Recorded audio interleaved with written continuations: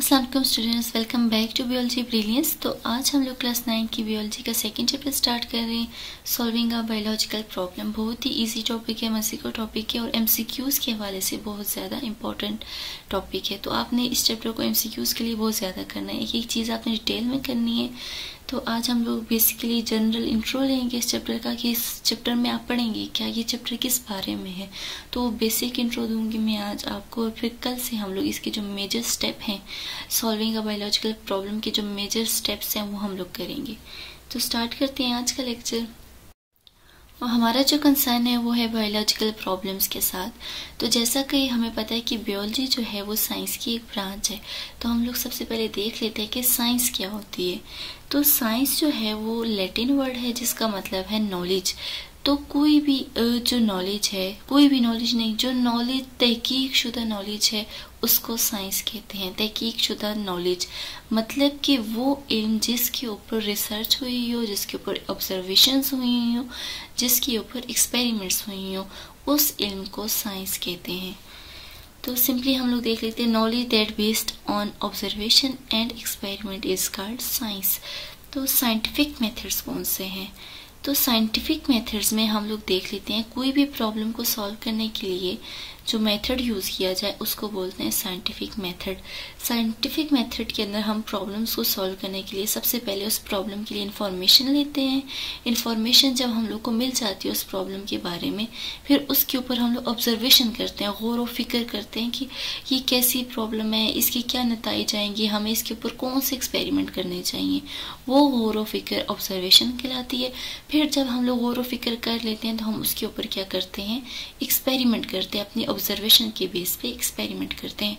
तो ये सारा जो काम है किसी भी प्रॉब्लम के ऊपर करना, ये साइंटिफिक मेथड कहलाता है।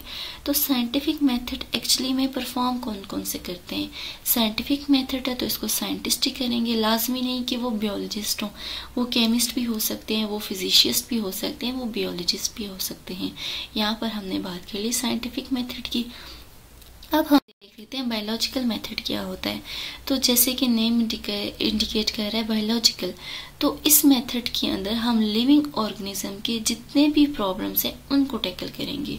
लिविंग ऑर्गेनिज्म की प्रॉब्लम्स को सॉल्व करने के लिए जो मेथड यूज़ किया जाता है उसको बोलते हैं बायोलॉजिकल मेथड। तो डेफिनेशन देख लेते हैं, the scientific method by which a biological problem is solved is known as a biological method. वो साइंटिफिक मेथड जिसके ज़रिए कोई बायोलॉजिकल प्रॉब्लम सॉल्व हो जाए उसको बोलते हैं बायोलॉजिकल मेथड। तो लिविंग ऑर्गेनिज्म के ऐसे कौन से प्रॉब्लम्स होंगे, ज़रा अपने इर्द गिर्द सोचे कौन से प्रॉब्लम्स लिविंग ऑर्गेनिज्म को फेस करने पड़ते हैं। सबसे पहले आजकल हम लोग को क्या क्या फेस करना पड़ता है, एनिमल्स को भी, ह्यूमंस को भी, सबको, प्लांट्स को भी। तो वो है मेजर पोल्यूशन। हम सबको पोल्यूशन का सामना करना पड़ता है, हमें ग्लोबल वार्मिंग का सामना करना पड़ता है, हमें डिस्ट्रक्शन ऑफ बायोडाइवर्सिटी का सामना करना पड़ता है। पोल्यूशन में आ जाते हैं air pollution, water pollution, soil pollution, different pollutions आ जाती हैं जिसकी वजह से ह्यूमंस को भी खतरा है, प्लांट्स को भी, हर एक एनिमल को भी खतरा है पोल्यूशन की वजह से। ये एक बायोलॉजिकल प्रॉब्लम है। दूसरा है ग्लोबल वार्मिंग। बहुत से प्रॉब्लम है, मिलियंस ऑफ प्रॉब्लम्स हैं। जैसे जैसे न्यू ऑर्गेनिजम्स आते हैं उनको और नई चीज़ें चाहिए होती हैं, और जैसे उनको नई चीज़ें चाहिए होती है फिर वो सोचते हैं कि हमें बहुत से प्रॉब्लम्स हैं। जैसे जैसे जैसे दौर आगे जाता है, जदीद दौर की तरफ जाते हैं, तो हमें बहुत सी प्रॉब्लम्स का सामना करना पड़ता है और उस प्रॉब्लम के लिए हमें डिफरेंट सॉल्यूशंस देने पड़ते हैं। तो वो जब हम किसी प्रॉब्लम को सॉल्व करने के लिए डिफरेंट सॉल्यूशन देते हैं उसको बोलते हैं बायोलॉजिकल मेथड, और हम लोग सिंपली बोलते हैं solving a biological problem. Pollution भी बायोलॉजिकल प्रॉब्लम में आती है। पोल्यूशन को सॉल्व करने के लिए साइंटिस्ट क्या करेंगे, सबसे पहले देखेंगे उनके इर्द गिर्द क्या है, पोल्यूशन है, ऑब्जर्व करेंगे, फिर उसके ऊपर हाइपोथेसिस देंगे, फिर उसके ऊपर एक्सपेरिमेंट करेंगे, फिर रिजल्ट देंगे और फिर कंक्लूजन करेंगे। ये जो चीज़ें हैं ये आगे जाके मैं डिटेल में आपको कराऊंगी। यहाँ पे एग्जांपल्स देख लेते हैं।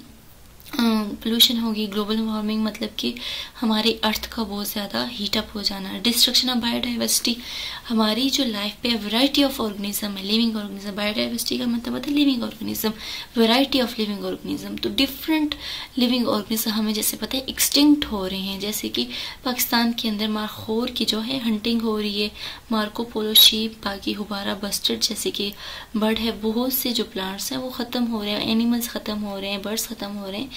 तो बायोडाइवर्सिटी का खात्मा भी एक बायोलॉजिकल प्रॉब्लम है। तो इन प्रॉब्लम्स को सॉल्व करने के लिए जो भी सोल्यूशन आएगा डिफरेंट वो स्टेप से होकर गुजर के जाएगा। तो जिन स्टेप से होकर गुजर के जाएगा तो उनको बोलते हैं बायोलॉजिकल मेथड। सिंपली हमें पता चल गया कि बायोलॉजिकल मेथड क्या होता है। तो हिस्ट्री हम लोग चेक कर लेते हैं कि बायोलॉजिकल प्रॉब्लम्स की या बायोलॉजिकल मेथड्स लाने की हिस्ट्री कब से है। तो वो जो हिस्ट्री है वो 500 ईयर्स पहले की है। तो साइंटिस्ट कहते हैं कि जो ह्यूमंस आए थे पहले, जो ह्यूमंस थे वो भी क्या थे, अ काइंड ऑफ बियोलॉजिस्ट थे। उन्हें भी अपनी ज़िंदगी गुजारने के लिए बहुत से प्रॉब्लम्स का सामना करना पड़ रहा था, बायोलॉजिकल प्रॉब्लम्स का सामना करना पड़ रहा था।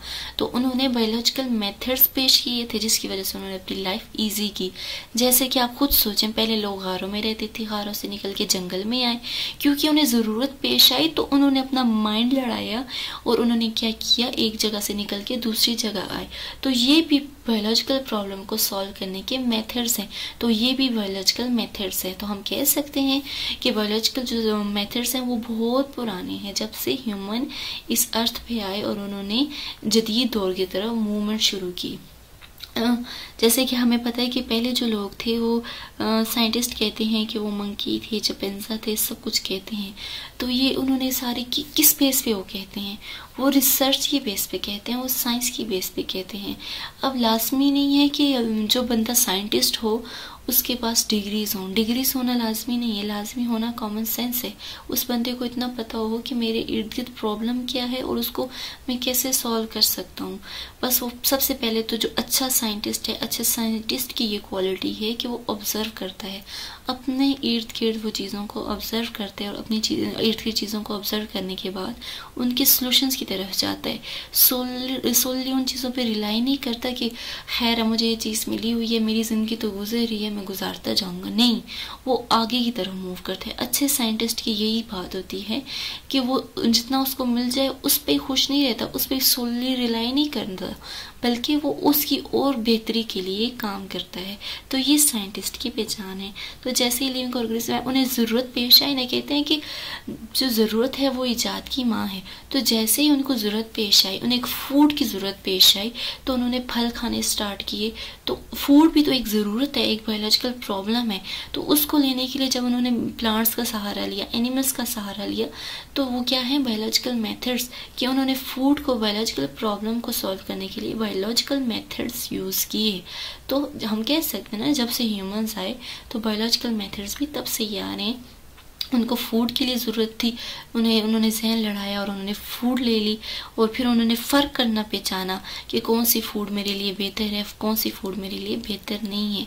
जैसे कि कहते हैं ना कि जो ह्यूमंस थे वो पहले हंटर थे, वो एनिमल्स का शिकार करते थे, फिर वो डिफरेंट फ्रूट्स को, सीड्स को, रूट्स को खाते थे।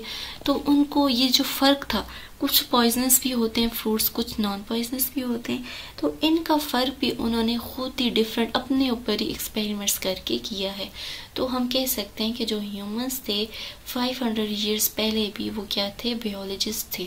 बायोलॉजिस्ट वो होते हैं जो लिविंग ऑर्गेनिज्म पे स्टडी करते हैं। तो ये भी लिविंग ऑर्गेनिज्म को पे स्टडी इस तरीके से नहीं करते थे कि उस वक्त इतना लैब्स नहीं थे, इतना टेक्नोलॉजी नहीं था, लेकिन वो उस वक्त खुद भी एक्सपेरिमेंट्स करते थे। उन्हें जो ज़रूरत पेश आती थी उसके लिए वो क्या करते थे, अपने अक्ल शऊर का इस्तेमाल करते हुए नई चीज़ बनाते थे। तो बायोलॉजिकल प्रॉब्लम्स को सॉल्व करने के लिए बायोलॉजिकल मेथड्स वो यूज़ करते थे। उसके बाद हम लोग सिंपल स्टेप्स देख लेते हैं कि कौन कौन से स्टेप्स है जिसकी से हम लोग बायोलॉजिकल प्रॉब्लम को सॉल्व कर सकते हैं। तो सबसे पहले हमें ये पता होना चाहिए कि हमारे इर्द गिर्द बायोलॉजिकल प्रॉब्लम कौन सी है। तो सबसे पहले रिकॉग्नाइज करना है, हमें ढूंढना है उस प्रॉब्लम को। सेकेंडली ऑब्जर्वेशन करनी है। मेन चीज़ यहाँ पे आती है ऑब्जर्वेशन। पहला कदम उठाना, ऑब्जर्वेशन पहला कदम उठाना ही बहुत बड़ी बात होती है, ठीक है। तो ऑब्जर्वेशन का मतलब कि गौर व फिक्र करना, किसी भी चीज़ पे गौर व फिक्र करना। जब बंदा गौर व फिक्र करना स्टार्ट कर लेगा, समझ लें कि वो साइंटिस्ट बन गया है। उसने अपने इर्द गिर्द सोचना शुरू कर दिया है, उसे गौर व फिक्र करना शुरू कर दिया है, उसने देखना शुरू कर दिया है कि मेरे इर्द गिर्द क्या प्रॉब्लम्स चल रहे हैं। जब उसने ये स्टार्ट कर लिया तो वो अच्छे साइंटिस्ट की यही निशानी है कि वो क्या है, गुड ऑब्जर्वर है। तो जब अच्छा साइंटिस्ट होगा, अब अच्छा ऑब्जर्वर होगा तो वो अच्छा साइंटिस्ट होगा।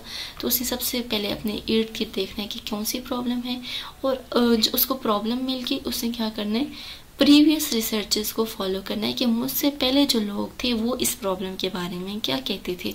पहले ज़माने में तो ये टूल्स नहीं थे, गूगल्स वगैरह। अब तो टेक्नोलॉजी का दौर है, हम लोग गूगल से बहुत से रिसर्च आर्टिकल्स देख सकते हैं, पुराने लोगों का काम देख सकते हैं और हमें पता लग सकता है कि पहले के लोगों ने इस पे कितनी तरक्की की हुई है, उन्होंने पहले के लोगों ने यहाँ इस बात के ऊपर कितनी ही स्टेटमेंट पेश की हुई हैं। तो उसके बाद वो बंदा क्या करता है, अपनी हाइपोथेसिस देता है। हाइपोथेसिस में एक ख्याली स्टेटमेंट होती है जो कि ट्रू भी हो सकती है या गलत भी हो सकती है। उसके बाद वो डिडक्शन देता है, अपनी हाइपोथेसिस के ऊपर वो डिडक्शन दे देता है जिसके अंदर वो इफ़ और देन का इस्तेमाल करता है। अगर उसने हाइपोथेसिस दी थी, फ़र्ज़ करें हम एग्जांपल लेते हैं कि अगर एज अ साइंटिस्ट उसने कहा था कि ग्रास जो है, ग्रास एक प्लांट है और उस प्लांट के सेल के अंदर न्यूक्लियस है, तो डिडक्शन में वो कह देता है कि अगर ग्रास एक प्लांट है तो उसके प्लांट के अंदर न्यूक्लियस है तो सारे के सारे जितने प्लांट हैं उनके अंदर न्यूक्लियस होगा। तो यहाँ पे वो इफ़ एंड देन का इस्तेमाल करता है कि if grass have a nucleus then all plant must have a nucleus in their cell. तो वो डिडक्शन दे देता है। उसके बाद वो अपनी बात को प्रूव करने के लिए एक्सपेरिमेंट करता है, डिफरेंट एक्सपेरिमेंट करेगा अंडर माइक्रोस्कोप या डिफरेंट एक्सपेरिमेंट करके वो अपनी बात को प्रूव करना चाहेगा। फिर वो उसके पास जितने एक एक्सपेरिमेंट पे ही हम लोग कंक्लूजन नहीं कर लेते, वो डिफरेंट एक्सपेरिमेंट करेगा तो उसके पास बहुत से रिजल्ट आ जाएंगे, तो उनको कलेक्ट करेगा, उनको समराइज करेगा, उनको शॉर्ट फॉर्म में कंसाइज करेगा और एक बात कंक्लूजन पे ले आएगा। अगर उसकी हाइपोथेसिस करेक्ट हो जाती है, अगर सब प्लांट में न्यूक्लियस आ जाता है, तो उसका जो पूरा जो बायोलॉजिकल प्रॉब्लम है वो जो है वो सिलेक्ट होगी, मतलब वो एक्सेप्ट होगी और वो क्या बन जाती है, थ्योरी बन जाती है। मतलब उसके जो रिजल्ट थे वो करेक्ट निकले हैं तो वो क्या हो बन जाती है, थ्योरी बन जाती है। और थ्योरी अगर बहुत से साइंटिस्ट थ्योरी को पढ़ लें, बहुत से साइंटिस्ट का मानना हो कि ये बात ठीक है, बहुत से साइंटिस्ट यूनिवर्सल उसको ट्रुथ बना दे, तो उसको कहते हैं लॉ। थ्योरी के बाद कंक्लूजन के बाद थ्योरी बन गई, थ्योरी के बाद लॉ बन जाता है और लॉ फिर जो है वो रिजेक्ट नहीं होता, क्योंकि लॉ जो यूनिवर्सल ट्रुथ बन जाता है, क्योंकि उसके ऊपर सारे दुनिया के काफ़ी जो साइंटिस्ट होते हैं वो मुत्तहिद होते हैं और वो कहते हैं कि ये बात ठीक है, वो यूनिवर्सल ट्रुथ बन जाती है। जैसे कि ये जो प्लांट सेल वाली बात है, ये यूनिवर्सल ट्रुथ है कि सारों के सारे प्लांट के अंदर जो है सेल के अंदर न्यूक्लियस होता है। तो ये जो मेन स्टेप्स है, ये जनरल स्टेप्स है जो कि मैंने आपको जनरल बता दिया कि इस चैप्टर में आप क्या पढ़ेंगे। नेक्स्ट हम लोग नेक्स्ट लेक्चर के अंदर हम लोग इन स्टेप्स को डिटेल में पढ़ेंगे विद एन एग्जाम्पल। तो सिंपल सी हम एग्जांपल देख लेते हैं बायोलॉजिकल प्रॉब्लम की, जैसे कि प्लांट विल्टिंग। ये भी तो प्लांट विल्टिंग भी एक बायोलॉजिकल प्रॉब्लम है जिसके अंदर प्लांट जो होता है वो सुकड़ जाता है, उसके पत्ते गिर जाते हैं, वीकन हो जाता है क्योंकि उसके अंदर से वाटर इवेपोरेट हो जाता है। तो प्लांट विल्टिंग का सबसे पहले प्रॉब्लम ये है कि उसके प्लांट क्या हो गए, विल्ट हो गए हैं, वीकन हो गए हैं, तो और उसके जो प्लांट्स हैं वो क्या हो गए हैं, ब्राउन हो गए हैं। तो प्रॉब्लम को सॉल्व करने के लिए वो क्या करेगा, वो ढूंढेगा कि मेरे प्रॉब्लम की ख़राब होने की वजह क्या है। वो इन्वेस्टिगेट करेगा, वो तहकीक करेगा कि मेरे प्लांट्स ख़राब हो गए हैं तो उनकी वजह क्या है। पहले फिर वो रीजनिंग देगा, हाइपोथेसिस देगा कि मे भी जो मेरे प्लांट की ख़राबी की वजह है वो क्या है, शायद वो पानी की कमी है, शायद वो सॉइल क्वालिटी ठीक नहीं है, या तो सनलाइट ठीक नहीं पड़ रही, या तो पेस्ट उसके ऊपर बहुत ज़्यादा है। तो वो डिफरेंट हाइपोथेसिस देगा, फिर वो बहुत से टेस्ट करेगा। टेस्ट करने के बाद अगर उसकी कोई बात प्रूफ हो जाती है तो वो क्या करेगा, रिजल्ट दे देगा और रिजल्ट के बाद क्या हो जाएगा, उसकी थ्योरी हो जाएगी, वो सारा सिस्टम हो जाएगा। वो आगे जाके हम लोग पढ़ लेंगे। लेकिन एज अ बायोलॉजिस्ट, आप बायोलॉजिस्ट के स्टूडेंट्स हैं, जैसे कि सिंपल सी एग्जांपल है, आप अपने हाउस में अपने घर में देख सकते हैं प्लांट्स को, उस तरह मिलियंस ऑफ एग्जांपल्स हैं जो अपने इर्द गिर्द देख सकते हैं। आपके चैप्टर में बताया गया मलेरिया के बारे में, लेकिन मलेरिया के अलावा भी बहुत सी प्रॉब्लम्स हैं जो आप अपने इर्द गिर्द रोज़ देख सकते हैं। जैसे कि आप एज अ बायोलॉजिस्ट, अगर आपको बायो में बहुत ज़्यादा इंटरेस्ट है, आपको साइंटिस्ट बनना है, तो आप अभी से अपनी ऑब्जर्वेशन स्टार्ट करें, अपने इर्द गिर्द देखें। अगर आपने अपने पास पॉट्स में अगर फिश रखी है तो आप फिश को देखें कि फिश आप रखते हैं तो वो कितने टाइम में वो बड़ी होती है, ब्रीडिंग करती है, उसका वाटर कितने टाइम में ख़राब होता है। तो आप उसका खुद ही आप उसकी पहले प्रॉब्लम देखें, आपकी फ़िश को क्या प्रॉब्लम है, फिर उसके आप खुद ही सोल्यूशन दें, एक हाइपोथेसिस दें, फिर अपनी हाइपोथेसिस को खुद ही एक्सपेरिमेंट करके ट्रू करें और फिर उसके आप रिजल्ट दें। इस तरह आपकी अगर अभी बेसिक बनेंगे तो आगे जाके आपके लिए बहुत ज़्यादा ईजी हो जाएगा। तो यहीं तक था आज का लेक्चर। उम्मीद करती हूँ आपको सिंपल चीज़ें समझ में आ गई होंगी सॉल्विंग अ बायोलॉजिकल प्रॉब्लम। तो नेक्स्ट लेक्चर हम लोग स्टार्ट करेंगे जिसके अंदर हमें आपको मेजर जो स्टेप्स हैं उनको इन डिटेल बताऊँगी विद एन एग्जाम्पल, तो आपको और भी क्लियर हो जाएंगे। आपको सब कुछ समझ में आई होगी। अगर आपको कुछ ना समझ आए तो कमेंट ज़रूर करें। अपना ख्याल रखें, फिर मिलते रहेंगे। अल्लाह हाफिज़।